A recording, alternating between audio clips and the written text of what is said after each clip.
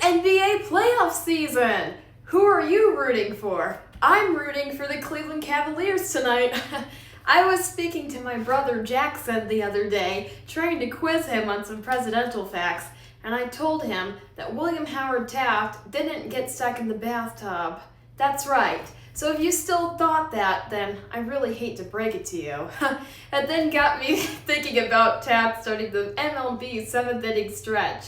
And then I thought of other presidential connections to Major League sports. We were gearing up to watch Game 4 of the Eastern Conference semifinals with the Cleveland Cavaliers versus the Detroit Pistons. My brother stumped me when he asked me about presidents and the NBA. Well, that is what today's video is all about. Welcome back to a well overdue installment of Presidential Did You Know? I'm your host, Rory Carson. Our presidents have been documented as being avid sports fans. William Howard Taft started the MLB 7th inning stretch, and then Calvin Coolidge threw out the first pitch at the 1924 World Series opener in Washington, D.C., and Gerald Ford turned down NFL offers, just to name a few. However, we don't hear much about the presidents in basketball.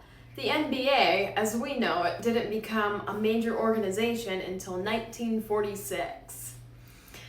On January 31st, 1963, the Boston Celtics visited President John F. Kennedy. The Celtics were in town to play the Cincinnati Royals later that day, and JFK wanted to host them after they won the 1962 NBA Finals.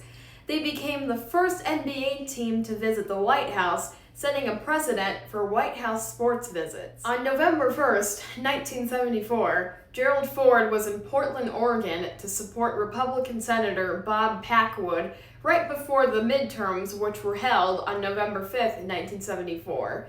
As we know, Gerald Ford was a huge sports fan, and he played football at the University of Michigan, turning down several NFL offers. That night, the Portland Trail Blazers were in town, and Ford decided to drop in for the second half. Little did he know that he made history on the night of November 1st, 1974. The Portland Trail Blazers went on to win the game against the Buffalo Braves 113-106. Perhaps having Gerald Ford in the audience gave them the extra boost they needed to win, and at home. Additionally, on November 5th, 1974, Bob Packwood was re-elected to the U.S. Senate from Oregon. Gerald Ford really made some magic happen on that fateful night in November of 1974. I'm Rory Carson, and that is your Presidential Did You Know? Let's go Cavs!